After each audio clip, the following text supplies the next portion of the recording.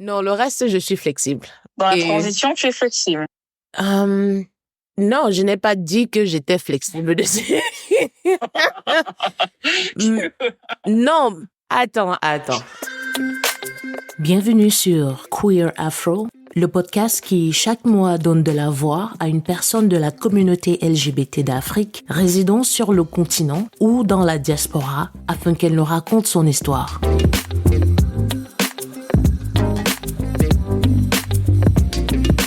Bonjour à tous, bienvenue à Queer Afro, le podcast. Comment tu vas, Gaëlle? Ça peut aller mieux. Lendemain Ça peut aller mieux. Oui, lendemain de quit, mais ça va. Et toi-même? Tu as fait la fête alors? Disons qu'il y a une grande conférence dans ma région en ce moment. Disons, il y avait 2 ou 3 et ouais, hier c'était un peu la fin de l'une d'entre elles et généralement ça part en soirée arrosée. Donc c'était vraiment arrosé hier. D'accord. Et toi, ça va? Oui, moi ça va, écoute, tranquillement. Quoi de neuf? Rien de spécial. D'accord. On commence le podcast. Donc on a déjà commencé. C'est quoi le thème d'ailleurs aujourd'hui? Alors le thème aujourd'hui, c'était les conversations à avoir lorsqu'on se met en couple ou avant de se mettre en couple. Ouais, idéalement avant que les choses ne deviennent sérieuses. Et on va juste donner notre avis sur ce qu'on pense être important au vu de notre expérience. Et puis voilà, chacun a forcément une liste. Ce sera à vous de décider laquelle marche le mieux pour vous. Mais oui, on commence par les news. Moi, tu sais, je suis pas très bonne élève de ce côté-là. Ah, Moi, les news que j'ai retenues, c'est le coming out de l'actrice Sophia Bush. quelqu'un a partagé ça. Je t'assure, je sais pas qui c'est. Je sais pas si tu suivais la série des frères Scott. C'était une série, on va dire, sur les adolescents, 2 frères qui jouent au basket dans un lycée. Enfin bref, ça suivait les aventures de ces frères-là et de leur famille et de leurs amis. Et Sophia Bush était un des personnages principaux. Elle jouait notamment la petite amie d'un des frères. Donc elle est principalement connue pour ce rôle-là. Après, elle a joué dans des téléfilms, elle a fait des apparitions dans des séries et tout. Mais c'est pour ce rôle-là qu'elle est principalement connue. Et jusqu'ici, on l'avait toujours vue, enfin du moins, elle était toujours affichée aux côtés d'hommes. Je crois elle a même été mariée 2 fois. Donc c'est vrai que ça peut être une surprise ou une révélation. Donc voilà, moi c'est ce que je retiens des news du mois dernier. C'est la dernière fois qu'on s'est parlé, ça va faire à peu près un mois. Oui. Donc voilà. Ça fait pas news sérieuse, mais c'est ça ma news LGBT, on va dire. News, c'est news, hein. Moi, j'en ai aucune, donc Voilà. news, c'est news. Ça, t'en as aucune, bah voilà. En fait, il y a des fois où je m'assieds et je me dis, si on sort des schémas figés, il y a plus de flexibilité, en fait. Genre, il y a rien de mal à se retrouver attiré par une femme ou attiré par un homme. J'ai envie de dire, c'est, tant que tu suis les battements de ton cœur et si la personne est intéressante et si elle parle à ton âme, c'est comme ça que moi je vois ça. Justement. C'est ce qu'elle Justement, dit? c'est ce qu'elle dit un peu, Sophia Bush, c'est que elle ne s'est pas identifiée comme gay, je pense qu'elle s'est identifiée comme queer. Et elle a dit, voilà, il se trouve que c'est la personne que j'aime. Elle a pas dit, voilà, maintenant j'aime que les femmes, je n'aime que les hommes. Enfin bref. En tout cas, à l'heure actuelle, c'est la personne que j'aime. Il se trouve que c'est une femme. Donc voilà. En tout cas, félicitations à elle. Elle s'est mariée alors ou elle a juste fait son coming out et a présenté sa copine?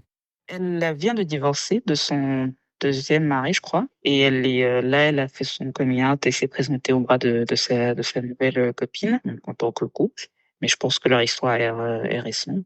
Attends 2 secondes. C'est pas... Alors, tu connais sa partenaire ou pas? Ça fait bizarre de demander ça. Oui, moi, c'est après que j'ai su qui c'était. Apparemment, c'est une ex-gardienne de football. Ah oui, d'accord. D'équipe des États-Unis, je crois.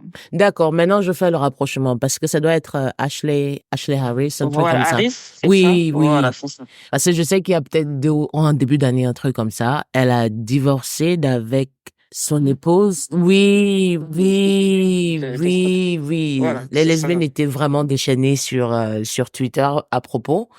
Et c'est dire que, oui, que voilà, elle méritait pas ou un truc bizarre comme ça. Mais bon, j'essaie de pas trop suivre la vie privée des gens parce que voilà, c'est... Ouais, ça le regarde. Oui, ça les regarde. Tant qu'ils sont contents, autant qu'ils sont heureux, moi, ça va. Après, je suis contente pour la représentation. Je pense que si beaucoup de gens s'ouvrent ou écoutent leur cœur et essayent de pas s'enfermer dans des boîtes, ça devrait aller, hein, ça devrait le faire. C'est comme ça que je vois ça. En tout cas, félicitations pour elle et voilà. On espère que ça va continuer à fonctionner. Bah voilà, ça fait partie c'est les news d'aujourd'hui et puis quoi, on passe à notre cœur du sujet. Ça fait bizarre quand même, j'ai l'impression que ça va vite et tout ça. Non, c'est parce que la news était, enfin, il y a pas vraiment de débat à avoir, hein, c'est une news, hein, c'est une actrice qui dit: «Voilà, je couche avec une femme», mais il y a rien de voilà, c'est pas vraiment un sujet comme la dernière fois, on avait un vrai sujet au niveau des news, Ouais, on pouvait un peu plus débattre. Donc c'est pour ça que je pense que tu as l'impression que c'est allé un peu vite, ouais. la partie news. Tu avais finalement fait le suivi sur l'affaire de Bob Risky là ou bien t'as juste Je t'avoue que OK. mais maintenant que tu me fais la remarque, je regarderai plus tard et au prochain podcast, je te reviendrai. Non, il y a pas de souci hein. Je crois que Bob Risky est toujours en prison ou elle va purger sa peine, même si j'ai vu passer quand même des pancartes de soutien demandant à ce que la peine soit revue ou première offense, qu'on pardonne et tout ça. Donc, on espère en tout cas que voilà, on espère qu'il y aura une issue favorable à ça. C'est tout ce que j'ai envie de dire. Donc, Oui. notre corps du sujet. Les discussions à avoir avant de se mettre en couple. C'est les discussions à avoir d'ailleurs ou bien c'est des ententes ou des bases de discussion. J'ai l'impression que les discussions à avoir, ça fait figer alors que tous ces sujets Oui, peuvent évoluer avec le temps. ils peuvent évoluer. Après, il y a des sujets quand même qui sont catégoriques. Hein. Ah, Enfin, je dis pas qu'ils peuvent pas évoluer, on sait jamais. ah, ah, Mais quand quelqu'un te dit, par exemple, dès le départ, moi, je sais que je ne voudrais jamais d'enfant, pour moi, c'est quand même une décision catégorique. Il faut ah, pas se dire qu'avec le temps, ça va changer. Enfin, là, j'ai pris un exemple. Donc, je pense qu'il y a quand même des bases de discussion, comme tu dis, et essayer de voir où on peut s'accorder. ah. Après, D'accord. si vous avez le même point de vue, tant mieux. Mais s'il y a des sujets sur lesquels, voilà, vous n'êtes pas trop d'accord, il Mhm. faut peut-être voir comment on dit meet me halfway. Si on veut être ensemble, comment on peut faire pour s'accorder là-dessus. Je suis d'accord aussi sur il y a des trucs sur lesquels vraiment c'est compliqué de négocier. Je regardais un podcast, je sais pas si tu connais McFly et Carlito. C'est des YouTubeurs, mais ils ont eu un débat sur la parentalité avec d'autres YouTubeurs. Ils sont un peu dans la trentaine, un truc comme ça. Et j'ai trouvé la discussion vraiment intéressante parce que quand ils parlaient du désir d'avoir un enfant, qui avait tous les points de vue, ceux qui s'étaient jamais vus parents, ceux qui avaient voulu un enfant, l'enfant c'était un accident, et ceux qui les ont eu jeunes. C'était une belle discussion entre adultes qui essayent de parler sans masque et sans phare. J'ai trouvé ça vraiment intéressant. Donc pour l'enfant, j'ai envie de dire, parfois il y a des gens qui peuvent dire non, je veux pas d'enfant. Ça peut juste être qu'ils ne veulent pas d'enfant avec des gens avec qui ils sont. Mais on va revenir Ah, dessus. On va revenir ouais, je vois dessus. ce que tu Hein? veux dire. Donc oui, excuse-moi, la question c'était laquelle? Qu'est-ce que tu mets en non négociable? Et il faut défendre ton non négociable. Après, c'est propre à chacun. Donc là, tu me demandes pour moi. Mhm.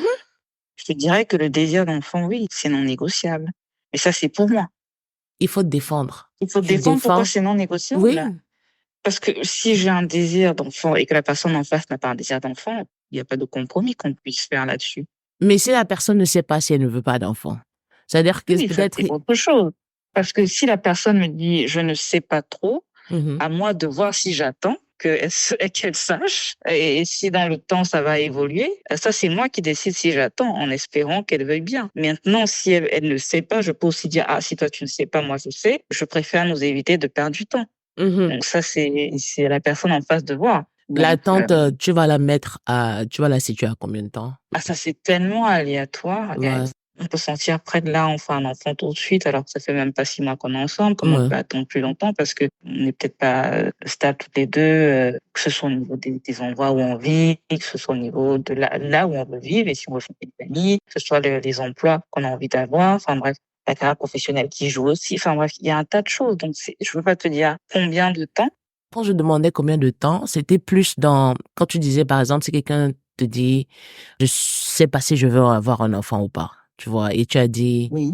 c'est à toi de voir si tu vas attendre ou si tu vas préférer te retirer pour ne pas perdre du temps, tu vois. Combien de temps tu vas laisser à la personne de se faire Oui, une ça te idée? dit que ce n'est pas, c'est pas un temps fixe. Mm, Ça peut être 6 mois, ça peut être un an, ça peut être plus. Ça dépend de ce que tu estimes aussi que la personne d'autre peut t'apporter. Et si vous êtes capable aussi de construire quelque chose, mm, je pense que ça dépend de tellement de choses, mais je pourrais pas te dire comme ça qu'il y a une durée précise mhm. d'attente, tu vois. D'accord.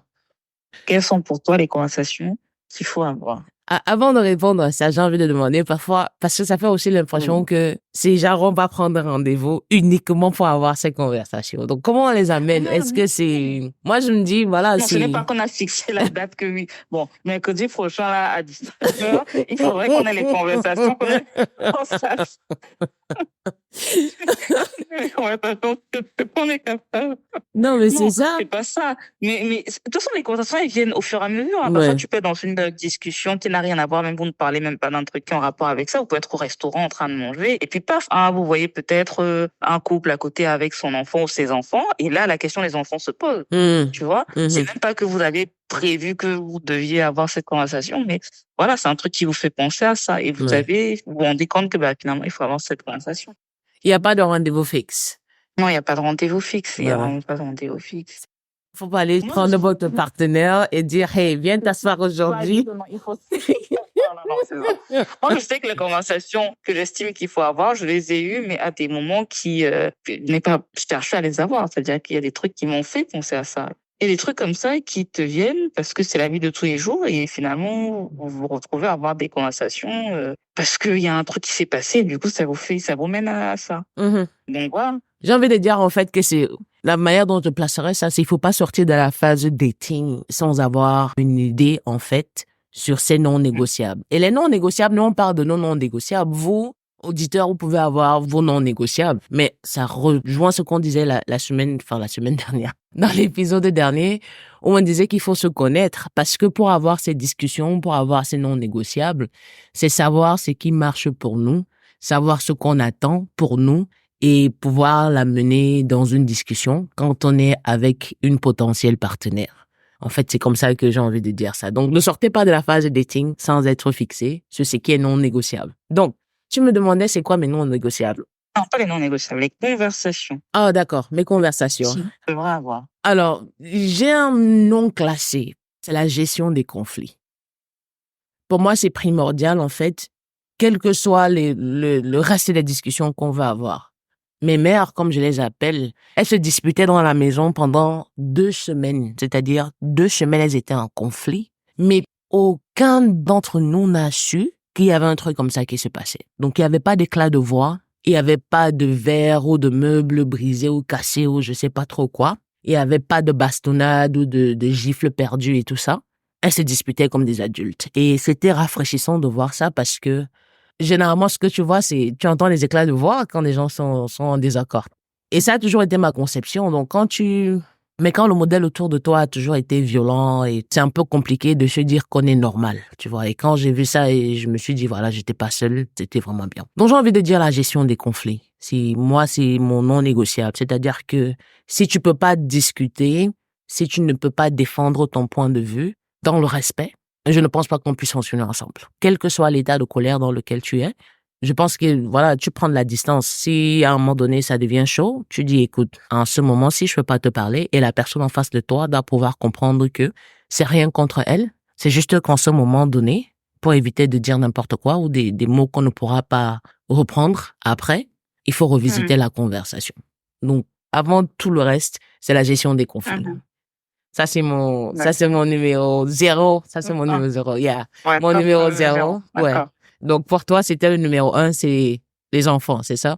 Non, parce que tu m'as demandé le non négociable. Parce que moi, je fais la différence entre le non négociable et les conversations à avoir. Comment ça, tu fais la différence? Non, parce qu'il y a une différence. Pour moi, ce qui est non négociable, c'est une discussion qu'on doit avoir, mais que si j'ai un avis et que toi, tu as un avis contraire, eh bien, c'est non négociable. C'est-à-dire que ça met fin à la relation.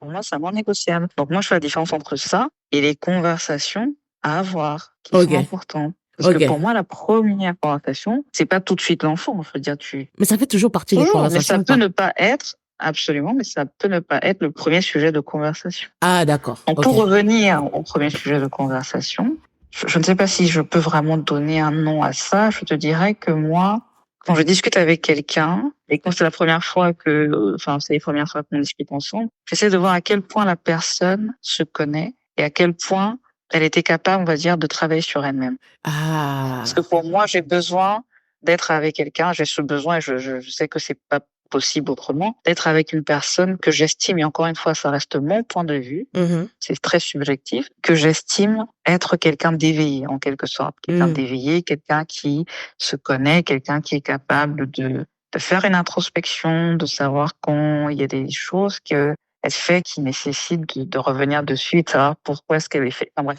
C'est vraiment de savoir à quel point la personne se connaît. Tu sais, Ce que je ne peux pas.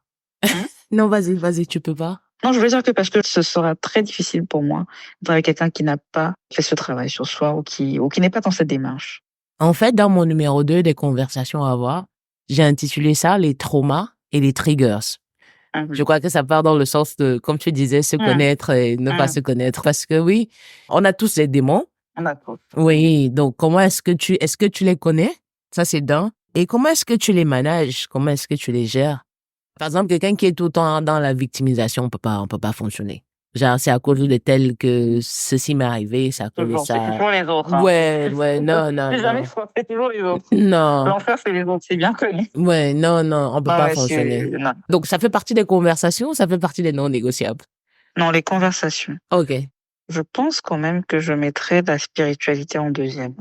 Ah. Je pense quand même que je mettrais la spiritualité en deuxième. J'insiste bien sur la spiritualité et pas la religion, mais la spiritualité. C'est-à-dire que moi, je pourrais pas être avec quelqu'un. Après, encore une fois, ça ne dépend que de moi. Je ne pourrais pas être avec quelqu'un qui pense qu'on est juste fait de chair. Parce que ce n'est pas ma croyance et il y a des choses que je pourrais expliquer que la personne ne va pas comprendre et ça serait difficile pour moi. Donc, j'ai besoin de quelqu'un qui a une certaine spiritualité, qui croit aussi à une certaine spiritualité. J'en ai besoin. Non, c'est important. J'ai une bonne amie à moi qui a repoussé les avances d'une autre meuf parce que elle était athée. Et ma copine à moi, elle est très, très, très croyante et très religieuse. Elle dit non, on peut pas fonctionner ensemble. On n'a pas de base parce que je veux pas subir des moqueries ou subir des remarques désagréables parce que tu ne comprends pas ma dévotion.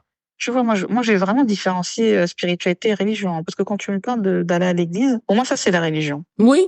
Il y a des gens qui vont à l'église et qui n'appliquent pas ce que l'église prêche. Tu vois ce que je veux dire? Ça, c'est être religieux. Je pourrais aussi citer c'est quoi la méditation, hein? Je prends religion parce que voilà, tout le monde connaît. Il y a des gens la méditation, il y a des gens qui qui pratiquent beaucoup de principes bouddhistes, qui tout ça, c'est la spiritualité. Oui. C'est pas forcément en rapport avec la religion. Non, j'ai mis religion. Rien n'empêche d'être religieux et spirituel, hein. Je veux dire, c'est chacun, voilà. Mais j'insiste beaucoup sur le mot spirituel. Non, j'ai mis religion parce que beaucoup de personnes se reconnaîtront dessus et les trucs comme le bouddhisme et tout ça, c'est pas forcément répandu. On m'a traité un peu de folle parce que j'ai fait une retraite méditative de 10 jours où tu parlais pas, où tu étais avec tes pensées et tout ça. Et mes potes à moi qui sont religieuses, ça vannait à tout vent.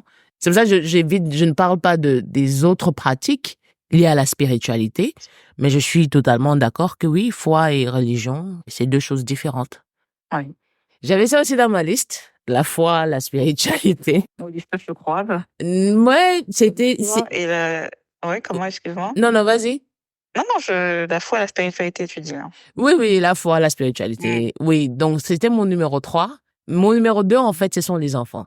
Il y a des séries, et là, je vise très, très fort le Shonda Rhimes avec Grey's Anatomy et Station 19 and whatnot. But, ça me sort de partout. Ces couples lesbiennes qu'elle crée et qui sont en désaccord sur cette affaire d'enfants. Et elles le découvrent quand elles sont déjà en relation. Et c'est soit un motif de make or break. Like, pourquoi est-ce que c'est... Oui, je suis d'accord, c'est la série, mais... Non, je veux dire, je suis d'accord, c'est la série, mais ça ne change rien au fait que, easy. C'est pas à l'hôtel qu'elles vont découvrir que elles ne veulent pas d'enfants. Il faut arrêter ça. Donc, moi, je mets ça en deux et... D'accord. Est-ce que je peux te couper 2 secondes? Oui.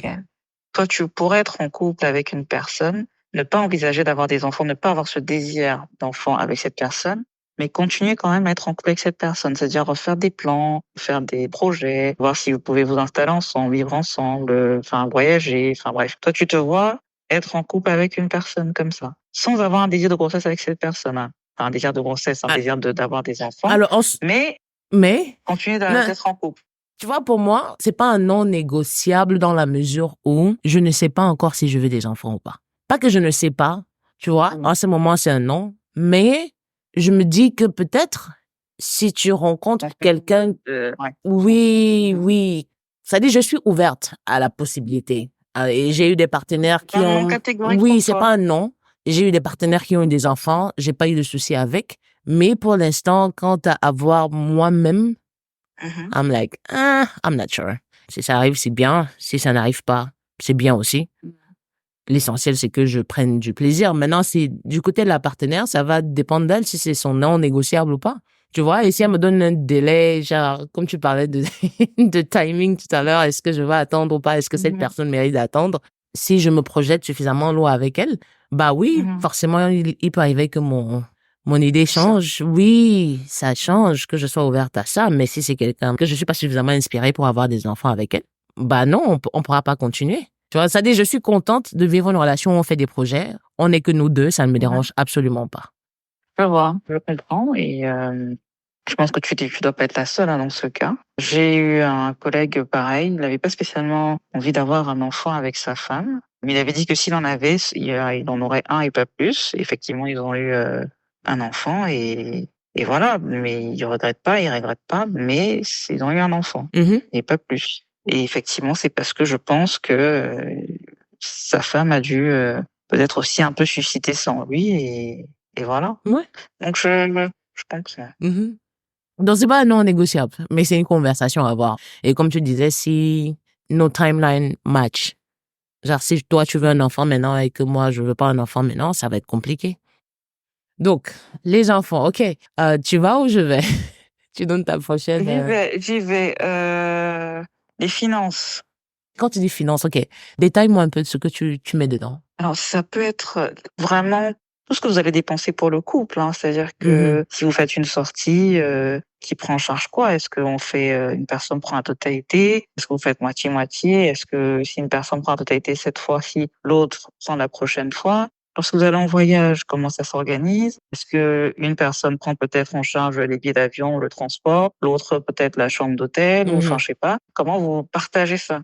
Pour avoir cette discussion, je pense que c'est important parce que là, du coup, c'est aussi ça être en couple, c'est qu'il faut se faire confiance et aussi se livrer dans le sens connaître à peu près le niveau. Je vais pas dire exactement ce que l'autre gagne, mais savoir que tel est capable avec ses moyens de faire ci ou faire ça. Mhm. Donc, il faut pouvoir se dire les choses parce que tu peux avoir une grande différence, on peut avoir une grande différence de salaire. Hein. Et je pense que quand il y a une grande différence de salaire, pour moi, chacun participe à hauteur de son salaire, de ses revenus. Parce que tu peux pas demander à quelqu'un qui gagne 10 fois moins que toi de faire moitié-moitié. Mhm. Mais Tu vois ce que je veux dire? tu es pour la division des, enfin, pas la Mais division, tu es je suis pour pour le partage. le Je suis pas de la partage. division, mais personnellement, moi, je sais qu'il y a des trucs, je peux pas aller avec la personne avec qui je suis en couple, aller au restaurant et faire moitié-moitié. Moi, ça me perturbe. C'est pas comme ça que j'envisage la relation de couple. Ah. Moi, je vais soit prendre en charge, soit elle va prendre en charge, et la prochaine fois, ben, ce sera l'autre qui invitera. Mhm.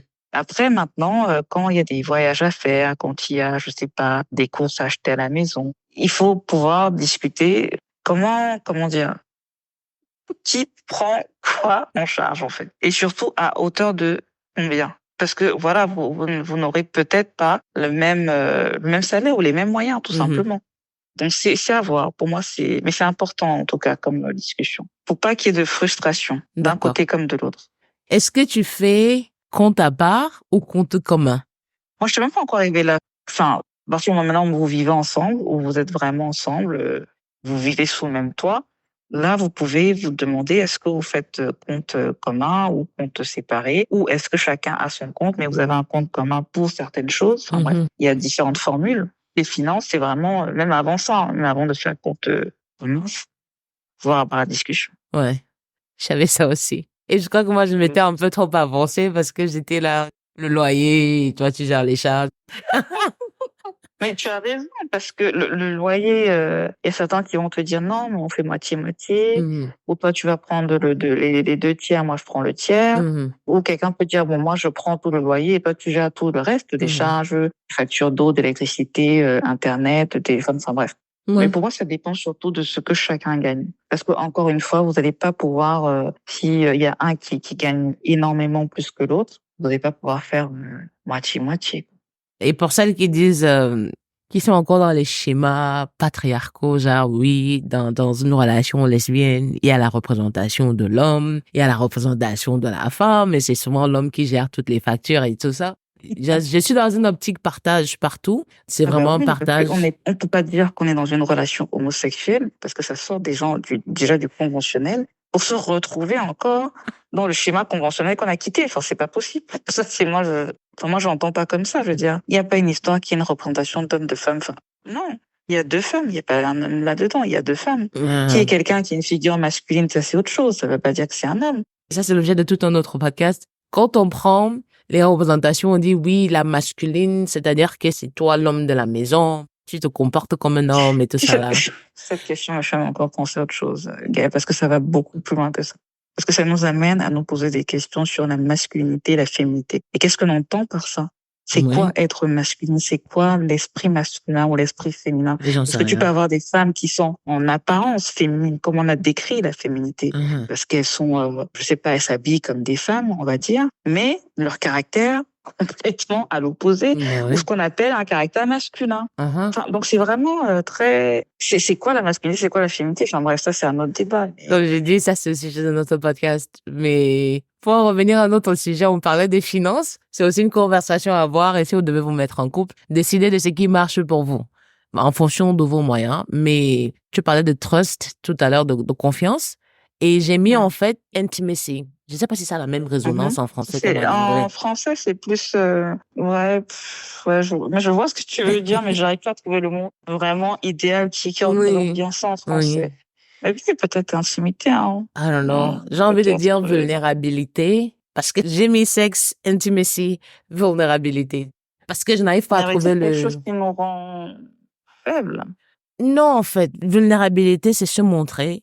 Pour moi, en fait, ne pas avoir peur de se montrer tel qu'on est auprès de sa partenaire. Transparent. Mais quand tu mets transparence, ça fait aussi penser aux finances. En anglais, c'est plus facile de dire intimacy que ça ne l'est de traduire en français. Mais oui, je mets ça dedans parce que on se cache énormément derrière les murs et très peu sont à même de laisser tomber la carapace. De pouvoir s'asseoir et de se dire que je connais cette personne, in and out. Je l'ai vue sous toutes ses couleurs et rien ne m'effraie. Mais pour ça, il faut aussi pouvoir créer le cadre dans lequel cette confiance va pouvoir s'installer. Les hommes, pour justifier leur infidélité, souvent vont te dire « Oh, je fais avec elle les choses que je ne fais pas faire avec ma femme. » Et je dis non, à the end of the day, ta femme, ton épouse que tu as à la maison, c'est elle aussi, elle a ses désirs. Mais si ce cadre n'a pas été créé pour lui permettre de s'exprimer, tu ne sauras jamais qui est la personne avec qui tu es.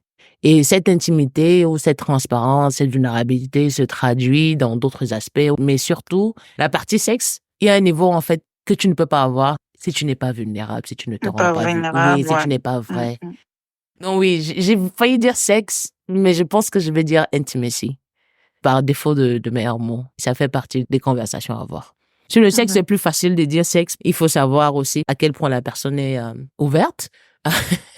Ne prenez pas ça au sens littéral. Pour moi, c'est pas vraiment un truc, en tout cas pour moi, que tu peux avoir avant. Je veux dire que c'est vraiment une conversation que tu as sans cesse. Et dès l'instant où vous avez une intimité sexuelle, vous aurez toujours des conversations sur le sexe avec ce que l'autre aime, ce que l'autre veut faire ou ce qu'il veut tester ou je sais pas quoi. Tu vois? En tout cas, je connais peu de personnes qui, avant de franchir ce cap, ont eu une conversation en rapport avec ça. On parle de relation, non? On a dit avant de se mettre en couple. C'est-à-dire que quand vous faites le dating, là, il y a la partie sexuelle aussi dedans, non? Voilà. Mais je connais peu de gens qui ont discuté de sexe avant de coucher ensemble. Je connais surtout des gens qui ont couché ensemble et après ont commencé à discuter de ce qu'ils souhaitaient pour leur vie sexuelle. C'est existant, certainement. Mais j'en connais peu qui, avant même de ce premier acte sexuel, ont discuté d'abord de sexe. Ça tout dépend ce qu'on entend par discuter. Hein. C'est aussi ça. J'ai envie de dire que ça existe. Peut-être avoir vu ça parce que si on rentre dans la partie sexe et tout ça aussi, il y a encore toujours ces schémas hérités, ces trucs hérités des modèles traditionnels où on te dit que le sexe c'est même entre lesbiennes, hein, c'est principalement la pénétration, mais ce n'est pas tout ça. Et pour moi, c'est important de savoir jusqu'où la personne est disposé à aller sexuellement? C'est important pour moi. Ou alors, est-ce que c'est carré? Genre, oui, on n'est que dans la chambre, ça ne se fait que dans la chambre ou dans le lit, dans cette position-ci. I need to know that. Et jusqu'où est-ce que tu T'as es? besoin de savoir ça Oui, avant d'avoir un premier rapport sexuel avec elle. j'ai besoin d'avoir une idée, de savoir ce qui lui plairait. Mais est-ce que ça, c'est pas sur le moment qu'on demande, qu'on voit ce que l'autre aime, ce que machin? Enfin, Les gens après, qui ça se dépend vraiment de connaissent, chacun. oui, les gens qui se connaissent te diront. Et tu vas voir, généralement, si la personne est disposée à parler, si la personne est confortable dans sa vie sexuelle, si elle peut en parler de manière libre. Un rapport sexuel, c'est pour avoir du plaisir. C'est pas pour répéter ce que tu as vu faire ailleurs parce que la femme qui est devant toi est différente de celle que tu as connue avant ou de celle que tu as connue par le passé. Donc, tu ne vas pas venir reproduire les mêmes schémas parce que tu te dis ça marche chez tout le monde. Non. Non, s'il faut prendre du plaisir, je pense qu'il faut avoir des conversations avant. What turns you on? What are you interested in? What do you like? How do you like it? Je comprends ton point de vue. Mais tu le partages pas forcément. Je le partage pas forcément. En tout cas, pas à 100% dans la mesure où, après ça encore, c'est mon avis et c'est propre à moi. Il y a des choses qui, c'est vraiment sur le moment et avec la personne avec qui tu es. Il y a des gens, vous avez un bon feeling, vous décidez d'avoir ce moment intime, mais vous n'avez pas discuté de ça, vous décidez juste d'avoir un moment intime. Et pendant ce moment, c'est là que, en gros, vous découvrez, vous dites, oui, est-ce que je peux te faire ça? Ou est-ce que tu aimes ça? Est-ce que machin? C'est vraiment sur ce moment. Et c'est parce que vous avez une sorte de feeling et vous avez décidé de franchir ce cap. Sans forcément décider d'être en couple ou pas après, mais juste de profiter de cet instant et vous n'avez pas forcément, vous n'avez pas eu la conversation sur est-ce que tu aimes ça ou machin? Enfin, bref. Donc, je pense que ça dépend. Mais je comprends ton point de vue, en tout cas. Alors, les conversations, ça ne veut pas dire que tu ne discutes pas durant ou après. Le durant ou après, c'est pour améliorer. Je ne dis pas que je comprends. Je dis juste que discuter de sexe avant, peut-être ça marche, peut-être pas pour tout le monde. J'ai l'impression que peut-être on se comprend pas dessus. Parce que quand tu dis discuter de sexe, c'est comme si on commençait à parler des positions ou des machins. Des positions, des machins, non, rien à voir. Ok, d'accord. Qu'est-ce que tu mets dans discuter de sexe? Tout à l'heure, tu as dit, c'est pas forcément parler des positions, mais ça peut être, il faut que la personne soit peut-être à l'aise avec son corps pour pouvoir discuter de ça. Mais même si tu as quelqu'un en face de toi qui n'est pas à l'aise avec son corps ou qui n'est pas à l'aise de parler de sexe, parce qu'il y a des gens aussi qui sont pas à l'aise de parler de sexe, ça ne veut pas dire que sur le moment, au moment de l'acte, qu'ils ne seront pas à l'aise. Donc, est-ce que ce n'est pas plutôt pour moi sur le moment où tu essayes pas d'apprendre, parce que c'est court, parce qu'on peut pas apprendre quelqu'un en un seul acte sexuel et connaître la personne, mais est-ce que c'est pas sur le moment que tu vas essayer de voir ce qui plaît à la personne? Et peut-être même que la première fois, ce sera pas idyllique, peut-être que voilà, mais au fur et à mesure, vous allez apprendre à vous connaître, tu vas apprendre à discuter. Encore une fois, c'est propre à chacun. Je te dis, j'ai compris ton point de vue, hein. Je te dis juste que je le partage pas à 100%. Et on n'est pas obligé d'être d'accord sur tout. Non. Mais j'ai compris ton point de vue et je le comprends. Alors, mon discuter, je crois que c'est là où peut-être on s'est pas compris.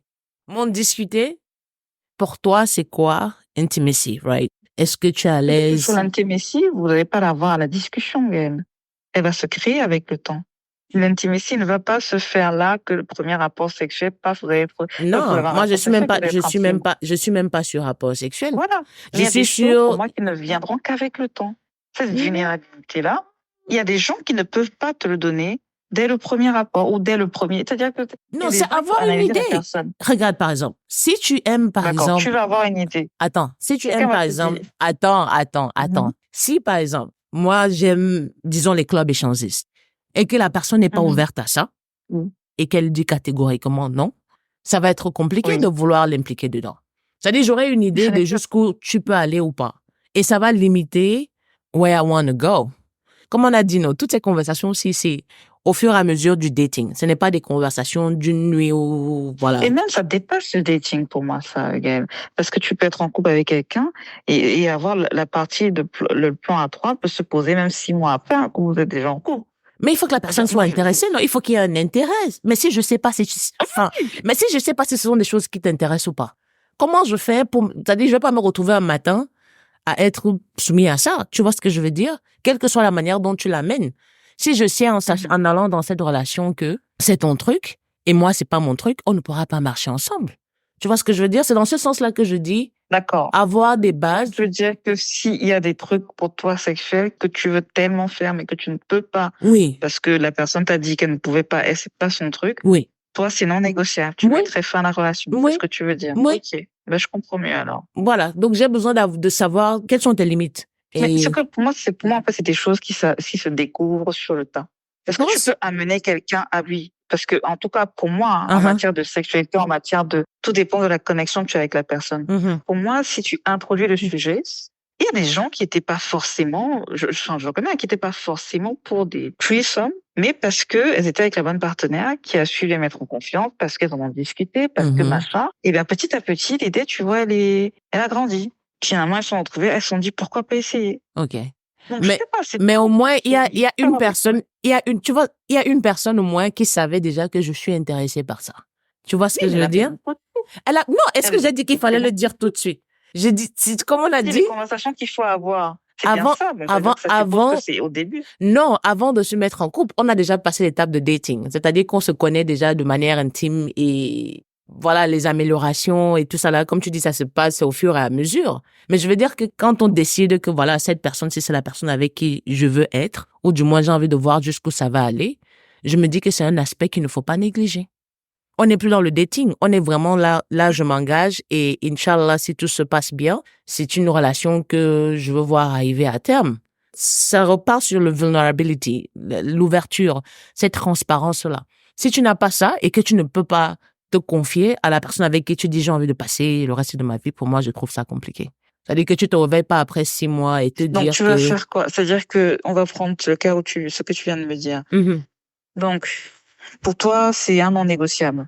Et donc, tu te retrouves, on va dire, je sais pas, moi, ça fait 6 mois de relation, et tu te retrouves avec une personne, toi, par exemple, tu aimes les parties à 3, et cette personne te dit, non, moi, je vais pas faire la partie à 3. Donc, tu casses ça tout de suite, même si, en dépit de ça, tu as plein d'autres choses que la personne t'apporte, que tu estimes aussi important, hein, que ce soit au niveau de la stabilité, les finances, le désir d'enfant, le la spiritualité.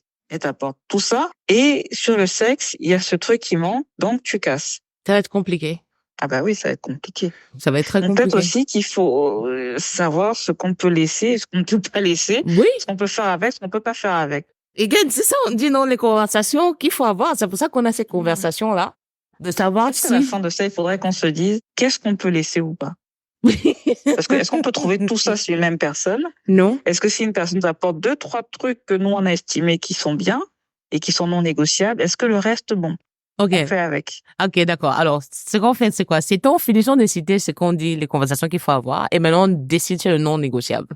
D'accord, oui, OK. c'est ça qui, D'accord. ça, ce serait bien. D'accord. Donc, on a dit intimacy. Est-ce que tu as autre chose dans la liste avant qu'on ne parte sur nos non négociables? De toute façon, on a déjà cité pas mal de trucs là. Ouais. On a cité la foi, on a cité les finances, on a cité le désir d'enfant, on a cité la transparence ou l'intimacy. Quoi d'autre encore? Et il y avait se connaître. Tu as dit se connaître. Moi, j'avais les traumas. Oui. J'ai dit, ouais, voilà. Tu as dit la gestion des conflits. Donc, on a cité pas mal de trucs. Après, le reste, bah, écoute, ce sera sur le temps. Hein. Mais ce que je viens de citer là, c'est des points essentiels. J'ai envie de rajouter un dernier. Ok, vas-y. Mon dernier, c'est la transition. La transition, c'est-à-dire? La transition, c'est-à-dire que on parle de transgenrisme maintenant. D'accord. Oui, je mets ça dedans parce que j'ai 2 très très bonnes amies à moi qui, voilà, une, elle a divorcé de son épouse. Elles étaient mariées pendant 10 ans parce que son épouse lui a dit, écoute, là, je me sens et j'ai envie de procéder à la transition. C'était compliqué un peu de gérer toutes les émotions qui allaient avec. Donc, elles étaient plus alignées et le mariage a dû finir. Et il y a un autre couple qui est dans une situation un peu pareille où l'autre, de plus en plus, elle se sent moins féminine et elle songe de plus en plus à ça. Donc, je me dis peut-être, c'est pas forcément un non négociable, mais c'est quand même aussi important d'avoir parce que... D'accord, vas-y, je vais pas couper. Non, vas-y, tu veux dire un truc. Mon parce qu'elle est suspendue. Parce que pour moi, la transition, elle peut, à l'instant T, ne pas avoir ce désir et qui, 10 ans après, il naît. Mais est-ce que ça veut dire que tu ne vas pas vivre 10 ans de relation avec une personne? Parce que la transition, finalement, quelqu'un va te dire aujourd'hui, non, je me sens femme, je veux rester femme, je ne vois pas être un homme plus tard. Mais dans 5 ans, 10 ans, 15 ans, ça peut évoluer. Mais est-ce que tu vas regretter ou tu vas te dire, OK, si il y a un risque que je ne vis pas les 10 ans-là de relation avec la personne? Je sais pas si tu vois ce que je veux dire. Parce que dans le cas que tu as cité là, tu me dis qu'il y a il y a quelqu'un, c'est au bout de, je sais pas de combien d'années de Elles ont fait mariage. 10 ans de mariage. Les 5 dernières ont été compliquées, ou quand l'autre a commencé à ressentir ce besoin-là, c'était un enfer à vivre. Voilà, mais est-ce que si tu poses la question à pas celle qui a transitionné, mais à l'autre, est-ce qu'elle te dirait, j'aurais souhaité ne pas vivre ces 5 années de mariage ou de 10 années de mariage? C'est plus ou moins ce qu'elle m'a dit, en fait. Qu'elle aurait aimé, elle aurait préféré savoir, oui, avant. Comme ça l'aurait au moins préparé. Oui, non, mais les 10 ans avant, la personne avait déjà ce désir de transition, parce que c'est autre chose. Parce que quand elle se marie, elle a ce désir de transition? Elle avait ce désir, mais elle l'a pas exprimé. Tu vois, elle a pas exprimé ça. On repart sur le truc de vulnérabilité, de transparence et tout ça. C'est vraiment important. Elle a pas exprimé. Et elle s'est dit que voilà, maintenant qu'elles sont mariées, donc forcément, tu vas vouloir rester avec moi. Et elle a pas compris quand mon ami lui a dit non, je veux divorcer. C'est pas qu'elle ne pouvait pas supporter la transition, c'est que la transition vient avec son lot d'émotions et de problèmes à gérer au quotidien auxquels elle n'était pas préparée. Donc, elle a dit non, elle aurait aimé savoir. Elle aurait préféré que son épouse le lui dise avant et qu'elle commence à se préparer mentalement. Quand on revisite la conversation, au moins, ce n'est pas une surprise. Donc, j'ai envie de mettre ça aussi dedans. J'ai envie de dire aussi l'avenir et où est-ce qu'on se voit vivre. Je pense aussi que c'est important. Certains vont vouloir rester au village, d'autres vont vouloir rester en ville. Parfois, si on ne s'accorde pas, ça devient un peu compliqué. C'est pour ça qu'il y a des gens qui quittent souvent leurs copines parce que elles n'ont pas été claires dans le départ que non, moi, je ne me vois pas faire ma vie ici. Je me vois aller à tel endroit et c'est là-bas que j'ai envie de vivre. Et ce n'est pas forcément le souhait de l'autre. Again, on parle de relations épanouies. Moi, je veux avoir une belle relation et je me dis, c'est des trucs aussi qu'il faut aborder. Ouais. Donc, sur ta liste? Oui. Non, vas-y. Non, vas-y, tu m'as dit sur ma liste? Non, tu voulais dire un truc. Je vais te poser la même question que toi, je pense. Je vais te demander sur ta liste, qu'est-ce qui est non négociable? Les traumas, les triggers, est-ce que c'est un non négociable? Non, ce n'est pas un non. Non. Je dis que ça se trouve rien n'est négociable pour toi. Non. Rien n'est négociable. Non. Voilà. Non, les traumas, les triggers, en fait, c'est pas un non négociable pour moi, dans la mesure où, comme tu disais, si tu connais tes démons, moi, j'ai mes propres démons. Donc, si on peut s'accompagner, si on sait lesquels ils sont, et on peut s'accompagner, c'est pas un non négociable pour moi. Mais il faut les connaître. Le non négociable, ce n'est pas que tu vives avec. C'est les connaître. C'est ça le non négociable. Donc, la gestion des conflits, c'est définitivement un non négociable. Je sais que c'est un non négociable. Et puis, non, le reste, je suis flexible. Vraiment, la gestion des conflits. Dans la transition, tu es flexible. Parce que demain, tu es avec une femme et elle devient un homme. Toi, tu pourrais. Non, je n'ai pas dit que j'étais flexible dessus. Non. Alors, on dit non négociable dans une relation. Genre, je vais pas décider d'être avec quelqu'un qui je sais que, voilà. Donc, non. C'est bien non négociable pour toi. Donc, la transition est bien non négociable.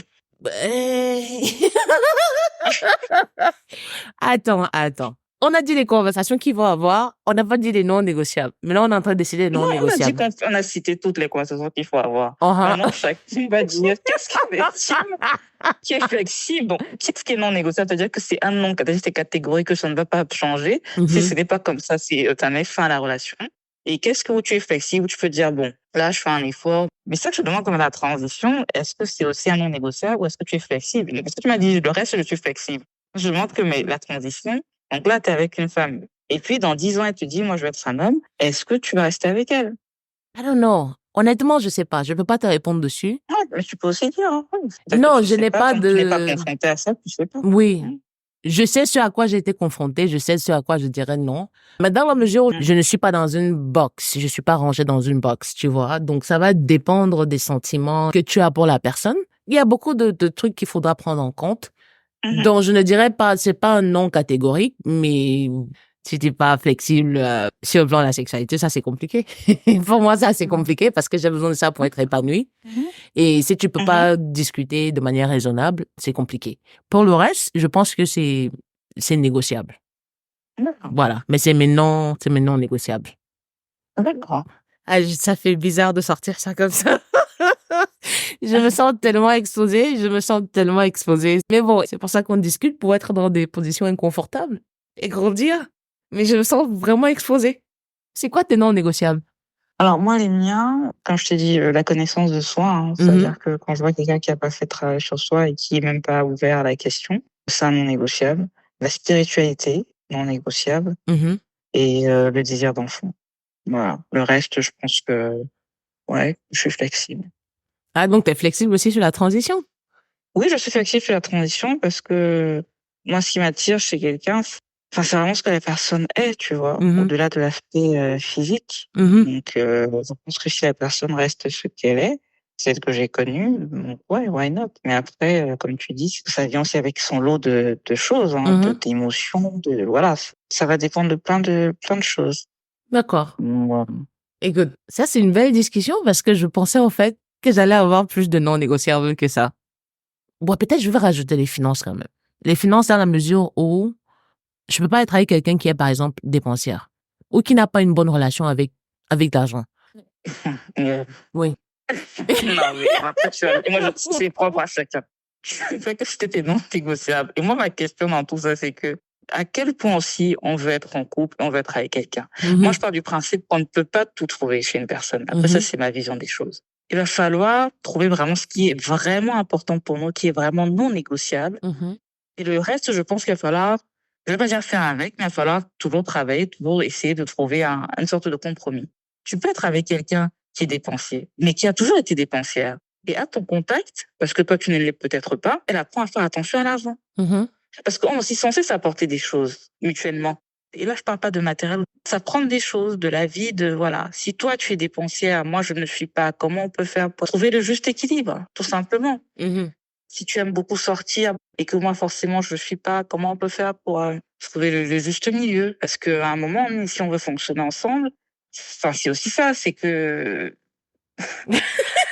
il faut trouver l'équilibre.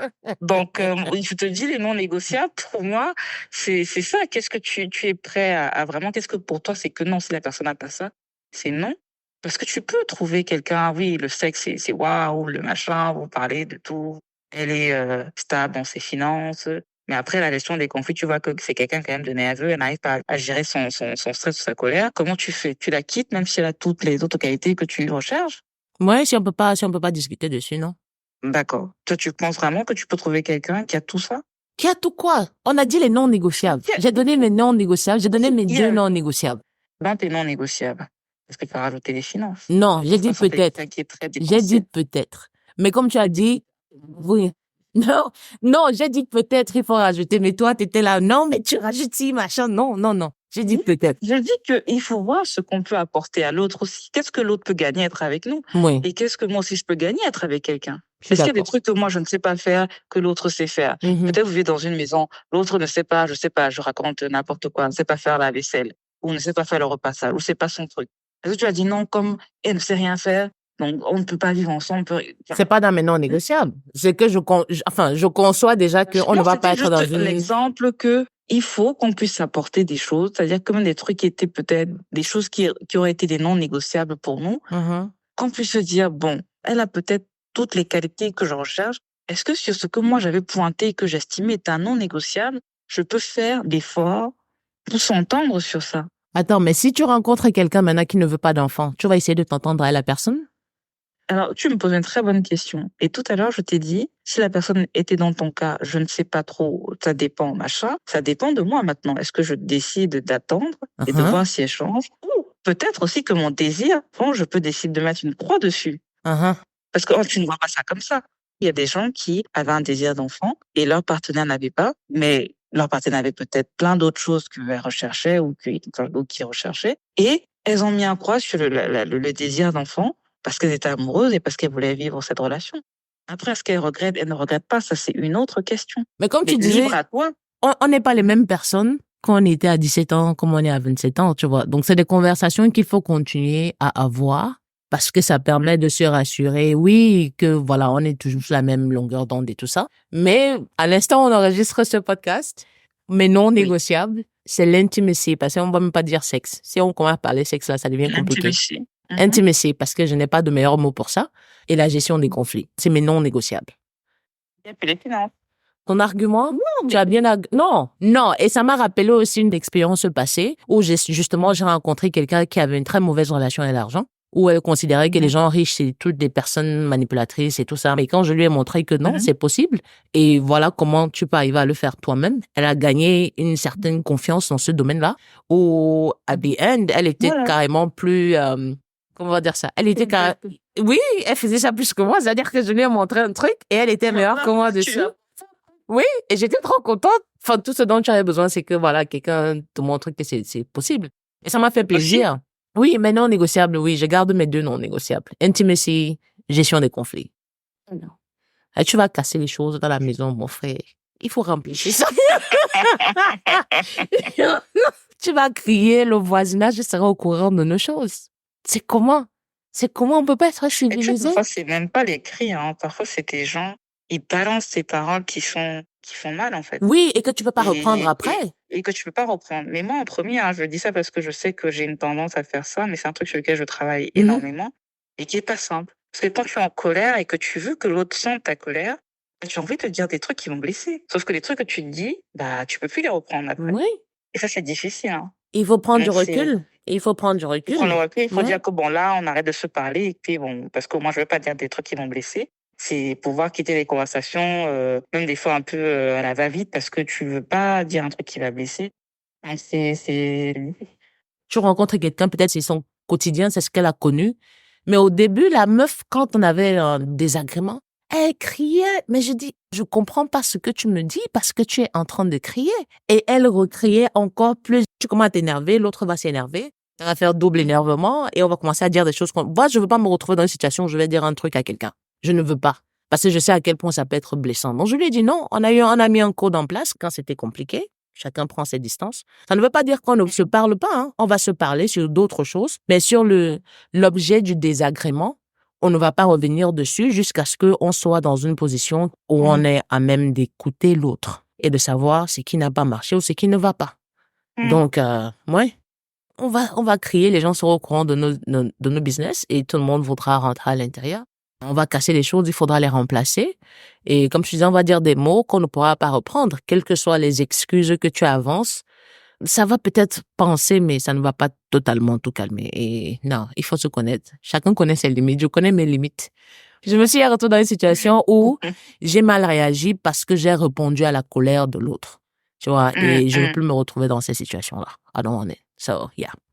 OK, on a beaucoup bavardé sur le sujet. Ouais, on a beaucoup discuté, hein. Franchement, on avait des choses à dire. Ouais. Mais oui. C'est très intéressant. Je sais pas si notre liste fait sens. Peut-être vous avez d'autres listes à vous. Mais c'est vraiment important, voilà, de savoir ce qui est nécessaire pour vous dans une relation avant de vous mettre avec quelqu'un. L'idée ici, c'est éviter de se retrouver dans des relations qu'on n'a pas choisies, où on est là par défaut et on n'a pris aucune décision réfléchie sur le truc dans lequel on est engagé. Enfin, moi, c'est ce que j'essaie de communiquer ici, que voilà, ça ne veut pas dire que, comme on a dit au début, c'est pas que mercredi prochain, on va s'asseoir et parler de tous ces sujets. Non, c'est pendant que vous datez. J'ai failli mettre, par exemple, la politesse. Parce que s'il faut rentrer dans les détails, tu vas voir la politesse. Est-ce que la personne se comporte avec les inconnus, avec les serveurs au restaurant et tout ça là. Donc, est-ce qu'il y a une certaine kindness en la personne? Oui, bienveillance, merci. Donc, il y a des petits détails comme ça aussi qui sont importants. Mais tu auras eu le temps d'observer et de voir si c'est des choses... C'est pour ça qu'on a la phase de dating, right? De dating où tu vois les petits tics des gens qui marchent avec toi ou pas. Mais maintenant, quand tu veux entrer dans la relation, il faut se rassurer que ce qui est important pour vous, vous en avez discuté. J'espère qu'on arrive à convaincre ça. Voilà, donc on ferme notre corps du sujet. On laisse ça bouillir. Oui, on peut fermer le corps du sujet. Je pense qu'on a pas mal discuté. Et c'était très intéressant. Et moi, ça m'a aussi permis de revenir sur des sujets. Donc, je connaissais déjà ce que j'en pensais, mais de le dire, de le formuler, on prend vraiment conscience de ce qu'on voudrait et de ce qu'on ne voudrait pas. Donc, non, c'était agréable. Maintenant qu'on peut clôturer le cœur du sujet, la prochaine étape, c'est les recommandations. Bah oui, c'est la recommandation. Et j'avoue, j'en ai aucune. Enfin, après, je peux avoir des recommandations, mais c'est pas ce que j'ai regardé récemment. Attends, ça peut pas être quelque chose que tu as regardé récemment. Moi, j'allais avoir ma recommandation par rapport à ce que j'ai fait avant. D'accord. Ok, bah si c'est ça, bah ça va alors. Je sais pas pourquoi est-ce que je pensais à ce roman-là. La mémoire des hommes, je crois. Mhm. Il y a un auteur sénégalais, je crois, ou d'origine sénégalaise. Mohamed Bouga, je sais. Voilà. Bogassar. Et c'est exactement Bougassar. Ça s'appelle La plus ancienne ou la plus secrète mémoire des hommes, un truc comme ça. Il faut que je sois sûre du titre. Mais qui est un très beau roman qui parle de la problématique LGBT au Sénégal. Et pour faire court, c'est... Alors moi, j'aime pas spoiler les romans ou les films ou les séries, mais je suis un peu obligée de dire ce qui se passe. On va dire que voilà, il y a un homme gay qui meurt, il est enterré dans un cimetière et ça crée des soucis. Voilà, on va dire ça comme ça. Pour faire court. De purs hommes, c'est le titre. C'est ça, de Pure Zone? Ah Oui, voilà, ok, c'est de Pure Zone. Je crois qu'il est sorti il y a peut-être 4 ou 5 ans. Mais c'est un très beau roman qui se lit assez bien, facilement, c'est bien écrit. C'est ma recommandation d'aujourd'hui. d'accord. Si tu pars sur littérature, j'ai récemment lu, c'était d'ailleurs son premier roman, elle s'appelle Jane Lyon, The Senator's Wife, c'est le titre. C'est un roman en 3 tomes, malheureusement c'est encore en anglais. Je sais pas s'il faut te donner l'intrigue. C'est une footballeuse, d'ailleurs, en parlant de Ashlyn Harris, justement, c'est son ex-épouse qui a inspiré le caractère de la footballeuse dans le roman. Et donc, oui, le personnage, merci. Donc, c'est une footballeuse qui rencontre la femme d'un sénateur au détour d'un incident dans un lac. Je crois que j'ai lu le roman probablement en 5 jours, les 3 tomes en 5 jours. C'est-à-dire que, je te jure, j'arrivais pas à le poser. J'ai fini, tout le mois de janvier, j'étais obsédée. Où je voulais repartir dans l'univers. Tu vois comment quelqu'un t'a ramené dans un univers. Et j'ai d'ailleurs fait une revue dessus sur le blog. Si vous aimez le football, même si vous n'aimez pas le football, vous allez le comprendre. Vous êtes un peu intéressé par la politique et entre Londres et la Californie. C'est un roman que je recommande à beaucoup de personnes. C'est léger, mais c'est aussi moche. C'est très moche même d'ailleurs. Et je préfère prévenir, il y a des scènes de violence conjugale dessus. C'est vraiment ce courage-là parce que la majeure partie des romans lesbiens que tu vas lire, c'est un peu sur la surface. Il est vraiment rentré dans les profondeurs des âmes des gens et c'est magnifique. C'est juste magnifique. Donc oui, ce sera ma recommandation. The Senator's Wife, les 3 tomes par Jane Lyon. Très bien.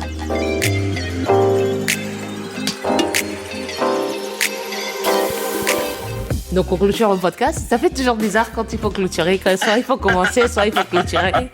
On est là, on se parle, on dit ouais, voilà, non. Conclusion. Si vous êtes arrivé jusqu'ici, merci d'avoir écouté. Très belle discussion. Oui. Avec elle. Et avec Laetitia. Ça vous dit qui présente le podcast. Vous savez aussi où le trouver sur toutes les plateformes de téléchargement de podcasts. On se retrouve au prochain épisode. C'est cela. Au prochain épisode, avec plaisir. Au revoir. Au revoir.